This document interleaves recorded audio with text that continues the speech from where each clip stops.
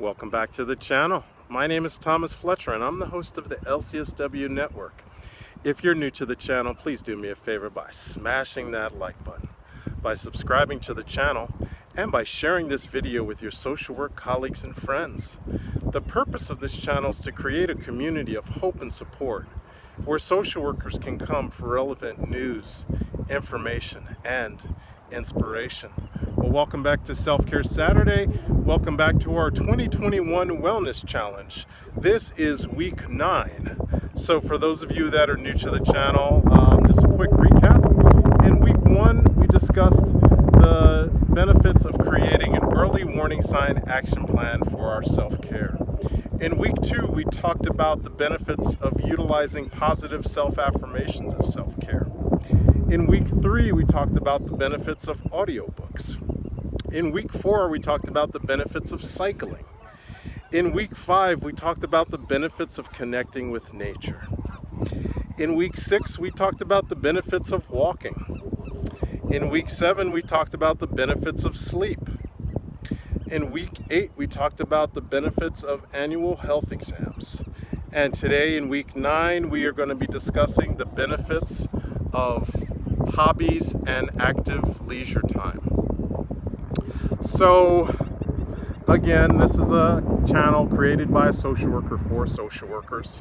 So I'm just going to go and state the obvious that over the last year, the demand for mental health services by LCSWs, by psychologists, by psychiatrists, by LMFTs, by mental health counselors has gone up exponentially, which means many of us are working way longer than the typical 40 hours a week. Many of us are working 50 hours, 60 hours, 70 hours, even 80 hours a week.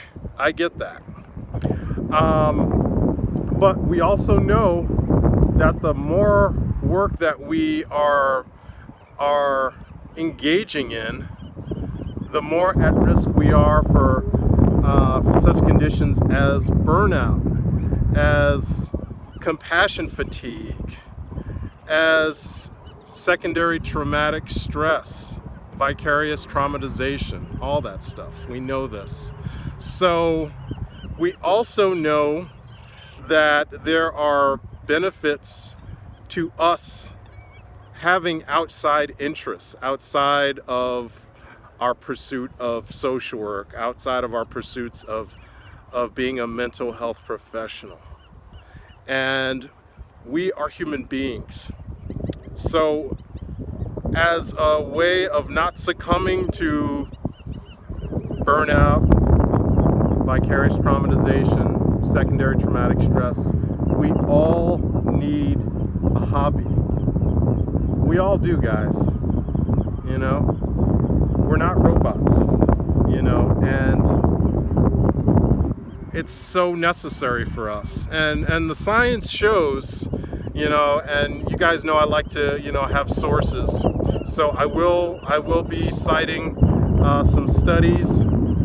I think at least one of the studies that I'm thinking about was written in I think the Journal of Positive Psychology, and they looked at a bunch of different countries, including the United States, and they found that countries that place a higher value on leisure time than work, the people have a much greater life satisfaction or satisfaction with their lives, versus countries like the United States that value work over anything else. So that's the challenge this week, guys. We need hobbies. What are some hobbies that we can do? Glad you asked.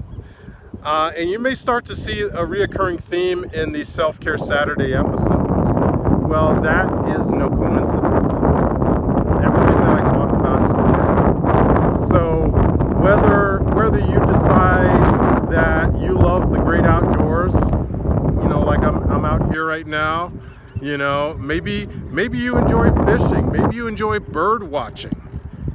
Great hobbies, guys. You know, maybe you enjoy going out on your bicycle like I do. Another great hobby. You know, maybe you like, you know, if you're in a part of the country where you can do canoeing, whitewater rafting. These are some great hobbies. Now, I know many of my social work colleagues are in much colder places like New York, Chicago, God, even some places down south right now are having like incredible icy conditions where, coming outside is really not an option. There's so many hobbies that you can do inside. Carpentry, woodworking, crocheting, sewing, puzzles, video games. If you're a nerd like me, comic books, comic book movies. God, there's so many hobbies that we can do. For those of us that are athletic, basketball, baseball, bowling. The list goes on and on. Again, these are just ideas, guys. But we all need hobbies. We all need to have some time where we're disconnecting from our professional work. It's so important. And in fact, the research and the studies show that when we do take time away from our work, we come back much more refreshed. In some cases, we can solve problems that are dogging us in our professional lives. I know for myself, when I get out here on the bicycle, I come up with all kind of ideas and solutions, for things that I'm working on, in my professional work. So it's so important that we all have hobbies. It doesn't matter what they are. Whether it's star watching, astronomy. Be creative. Be creative, and again, as a profession that is built on a strength-based approach. I know you have strengths, guys. Music. How many social workers out there are musicians? I used to play violin. I used to play piano. And I still have a keyboard in my garage that I need to dust off and start playing some music. So again, I know all of you have so many strengths and so many talents outside of the field of social work. I haven't even talked about artwork. Some of you are artists. Some of you are sculptors. Yes, I know it. Some of you know how to make glassware, arts and crafts. We need our hobby time, guys. And I'm sorry, but Netflix and chilling, and at the end of the day, it's a nice way to distract ourselves.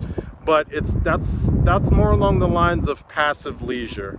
What I'm talking about is active leisure, where you're doing something either that connects you to other people, or you're doing something, you're engaging in a skill, where you're learning a new skill, or you're enhancing an existing skill, So we need our hobbies, we need our active leisure time, and that way when we come back to our work, our social work, our mental health practice, we come back refreshed. We come back with great ideas. And we come back more resilient. We need our hobbies, guys. Don't feel guilty. In this American society, especially now in 2020, it's all about, you gotta work, you gotta have a side hustle, you gotta grind, you gotta do your Uber, and you gotta do your Lyft, when you're not doing your regular job, and you gotta build your business, and it's all work. But we're also finding that people are burning out, at unprecedented levels, so we need our hobbies, and we don't need to feel guilty for having a hobby. We don't need to ask anybody's permission to have a hobby. We just need to find something that we're interested in, something that lights us up. We need that. Our hobbies give us hope. Our hobbies give us something to look forward to outside of our work. You know, it's really important, guys. So I hope this video was helpful to you. I hope that you, if you do not have a hobby that you're actively engaged in, that you will take this challenge, this week's challenge, to either start a new hobby or re-engage in an old hobby that you haven't done in a long time.